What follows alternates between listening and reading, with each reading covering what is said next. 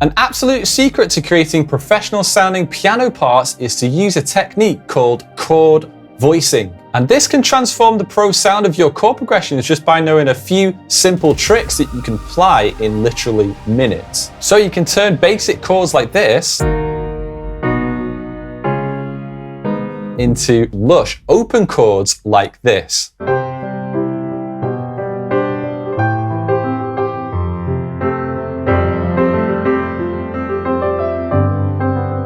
So in this video, I'm going to be breaking down 3 chord voicing tricks used by major artists, producers, and composers that you can start plugging into your tracks straight away.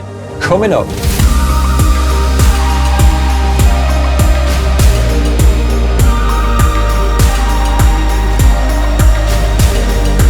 Hi, I'm Michael Emmerson, bringing you the best tips, tricks, and tools to accelerate your keyboard skills for your music production.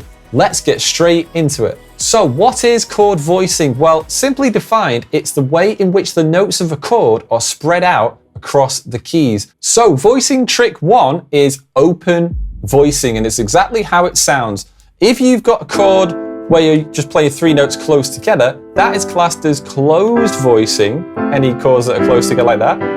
For open voicing, you have a much more spread out chord. So for example, this would be an example of open voicing. And the great advantage of this, you can play it high. You can add improvisations to it. Like that. But you can also play it very low.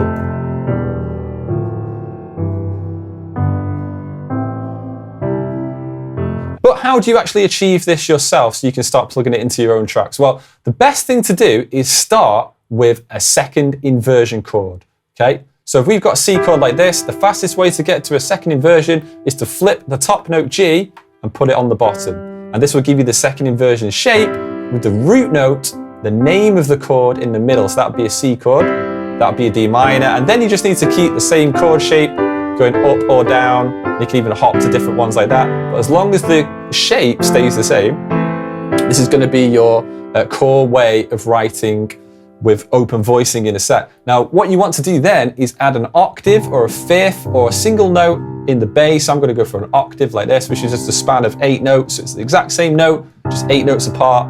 And then what you want to do, here's the magic trick to achieve open voicing, is take out the middle note like that. So it looks like a second inversion shape, but just with no middle note. The root note is now already in the bass. So if that was a C chord normal, you'd have C, E, G, but now we've got C in the bass, G there, and E there at the top. A nice spread, open chord. And then you can move this up or down. So for example, if I'm on C like that, you could go, right, I'm going to move it up 1, and every finger would just go up 1 like that.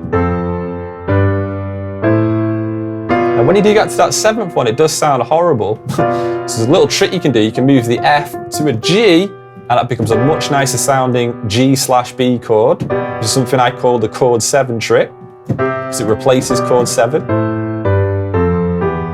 And then you can start writing hit chord progressions that are being used by major artists on Spotify and Apple Music, all by just dropping out the middle note of a second inversion chord. So for example, I could go C, put a pattern in, G, F, A minor, G like that. And already it's starting to sound like a lot of songs you've probably heard before. That's because pretty much every song in the charts is using this open voicing chord trick in combination with second inversion. So if it sounds familiar, that is why. So if you want some sample chord progressions that I've written out for you that have been used by hit artists and in hit tracks around the world, definitely take advantage of the resource that I've made for you called the chord progression cheat sheet in the description below. And you can basically swipe hit chord progressions and drag them into your own tracks and even try and combine them with this chord voicing trick. Okay, now for voicing trick 2, which is open roots and fifths. Now this is one of my favorite ways of voicing chords because it actually gives you more advanced chords just by using 2 notes. Just 2 notes in the right hand change the bass.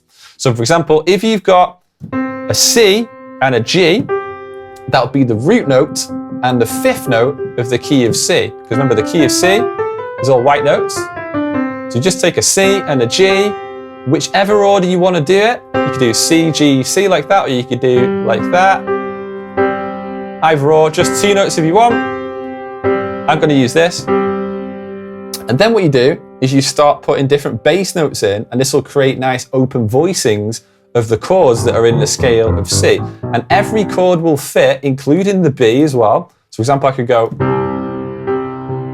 E, F, A minor, F. Really, really nice chord voicing, and that will create more advanced chords. So you just keep the right the same, put the bass notes in the left, and it'll create more advanced chords. So that's a C, that's fine. That's an A minor 7, that's an F sus2, that's a G sus4, and so on. And you start to build these more advanced chords, and you can even combine them with patterns if you know any as well. So for example, like this.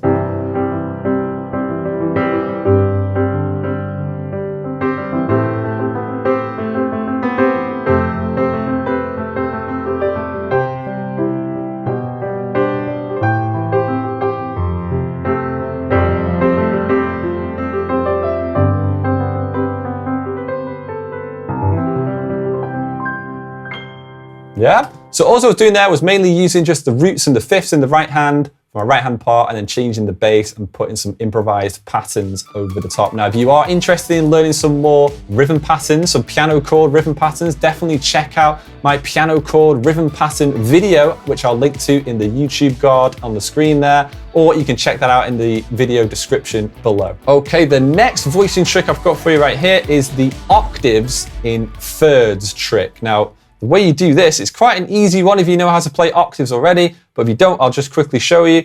So let's say I have an octave of C in the bass, like that, yeah? 8 notes apart, same note. Just spread them out with your thumb and your pinky finger. Then with your right hand, come a third above that. Now, if that's a bit tricky music theory-wise, all you need to do is basically take that top note and go 2 notes above it in the scale. So if I'm on a C, I would play 2 notes above it in my right hand like that. And then you always want to keep a third apart.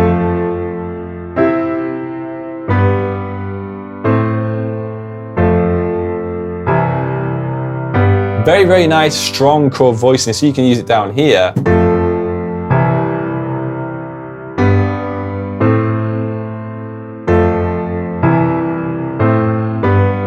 Like that. And lots of famous composers have used this technique. It's been used in countless pop songs. So you might recognize this piece by Hans Zimmer.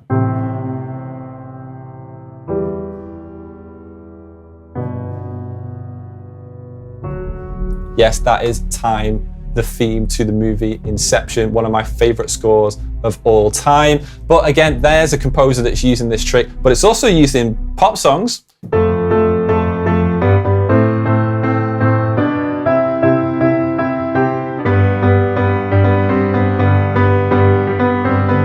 Very, very handy in pop music, but also works in lots of other genres like EDM and things like that. So that's definitely one to check out, is the octaves in thirds trick, and it's quite easy to pull off once you start getting the hang of it. So definitely test it out with some improvisations and some different piano chord rhythm patterns over the top of it. So now you know the 3 voicing tricks that are being used by major artists, producers, and composers. You can definitely take it to another level if you explore using piano chord rhythm patterns. And these patterns will actually give you more ways to boost your creativity, so you're not having to rely on MIDI packs, sample packs, and loops to just even try and get an idea started. So definitely check that video out now by click or tapping the screen, or another Fast Track Keys video, click or tap the screen. Smash like and subscribe if you got value, and I'll see you in the next video.